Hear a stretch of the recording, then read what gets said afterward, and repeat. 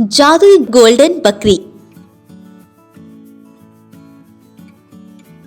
जंगल से बहुत दूर एक बहुत सुंदर जगह थी। उस जगह पर बहुत सारी जादुई गोल्डन बकरियां रहती थी। उनका जीवन बहुत अच्छे से व्यतीत हो रहा था, लेकिन थोड़े दिन बाद ही वहां एक खतरनाक जादुई शक्तियों वाला जानवर आता है। वह अपनी शक्तियों से उन बकरियों को मार डालता है। उसके सामने इन बकरियों की शक्तियां कम पड़ रही थी। अब कुछ बकरियां उसकी जानलेवा शक्तियों से मर जाती हैं और कुछ बकरियां वहां से गायब हो जाती हैं। वहीं एक जंगल में शेर सिंह नाम का एक सफेद शेर रहता था। वो बहुत ही खूंखार और खतरनाक था। उसका एक सेवक था, बाघ। बाघ बहुत ही सीधा साधा और दयालु था, लेकिन वो हर समय उदास रहता था। उसकी इस उदासी का कारण था उसके बच्चे और बीवी, जो कि एक सफेद शेर का शिकार हो गए थे। उनके बिना बाघ बिल्कुल अकेला सा हो गया था। बाघ अपने राजा सफेद शेर की हर आज्ञा का पालन करता था, उसकी हर बात मानता था, लेकिन शेर बहुत जालिम था। एक बार वो बाघ से कहता है, सुनो बाघ, मुझे जोरों की प्यास लगी है। तुम जल्दी से मेरे लिए पानी लेकर आओ, चाहे तुम्हें कितना भी दूर जाना पड़े। और हाँ, पानी लेकर ही वापस लौटोगे। खाली हाथ वापस लौटे तो मेरे जंगल में तुम्हारे लिए कोई जगह नहीं होगी। बाघ पानी की खोज में निकल जाता है। बाघ बहुत दूर तक पानी ढूंढने लगता है, लेकिन बदकिस्मती से सारे नदी कुएं सूखे पड़े थे। उसे कहीं पानी नहीं मिलता। बाघ परेशान हो जाता है और सोचता है, आज पानी नहीं मिला तो मेरा क्या होगा? वो शेर मुझे जंगल से निकाल देगा। मैं कहाँ जाऊंगा? बाघ बहुत कोशिश करता है कि कहीं पानी मिल जाए, लेकिन नहीं मिलता। हार थक कर बाघ जंगल वापस लौटता है।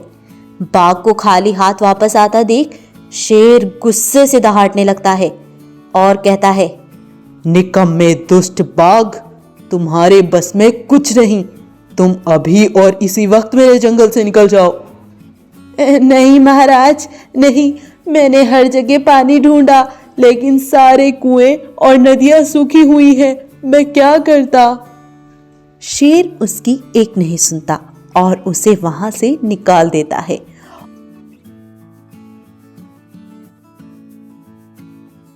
और भालू को अपना सेवक बना लेता है।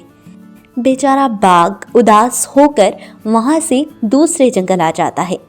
अब बहुत दिन ऐसे ही बीत जाते हैं। बाघ अकेला वहां रहता है।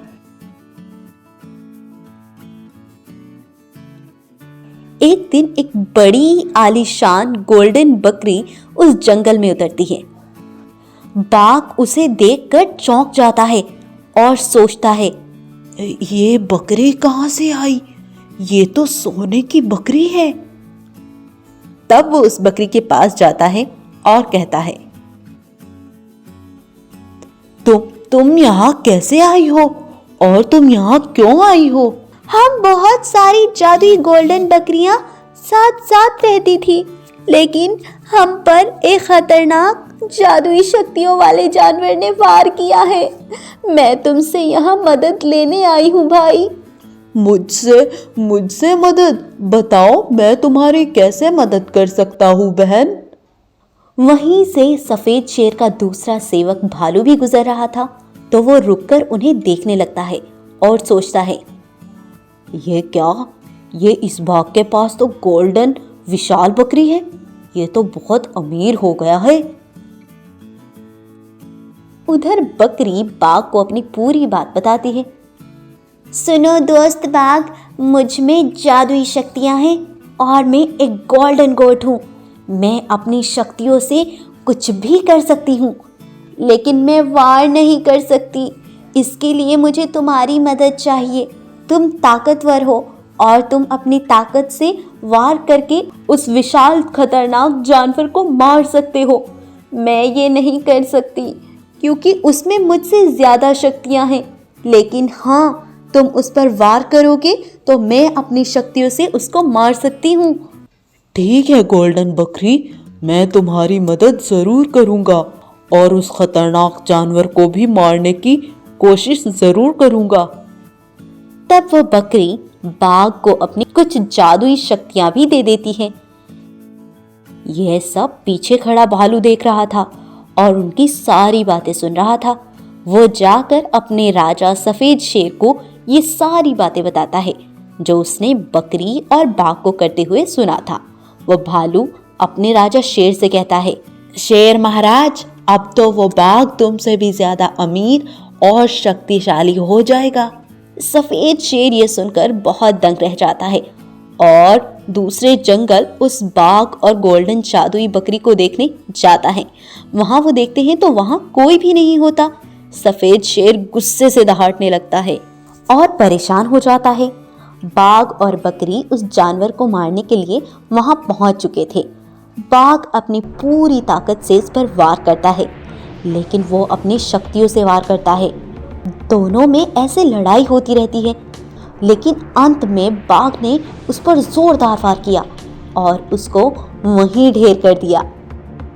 यह देखकर बाघ और बकरी बहुत खुश हुए और बकरी ने बाघ को बहुत बहुत धन्यवाद किया। बकरी बाघ से खुश होकर कहती है, बाघ दोस्त, तुमने मेरे लिए इतना बड़ा काम किया, इसके लिए मैं तुम्हें बड़ा आलीशान जादुई घर देती हूँ। वहाँ तुम्हें तुम्हारी ज़रूरत की हर चीज़ मिलेगी, खूब सारे जानवर भोजन के लिए और भी बहुत कुछ। तब वो उसे जादुई गोल्डन बकरी घर देती है और वहाँ से गायब हो जाती है। अब बाघ बहुत खुश था और अब बाघ हंसी खुशी अपना जीवन बिताने लगता है और इस तरह से ये कहानी खत्म हो जाती है। तो अगर आपको आज की हमारी कहानी अच्छी लगती है तो इसको लाइक, शेयर और सब्सक्राइब करना बिल्कुल ना भूलें। ऐसी और भी अमेजिंग और यूनिक स्टोरीज को देखने के लिए हमारे चैनल को सब्सक्राइब कर लें और बेल आइकन को ज़रूर दबाएं। धन्यवाद।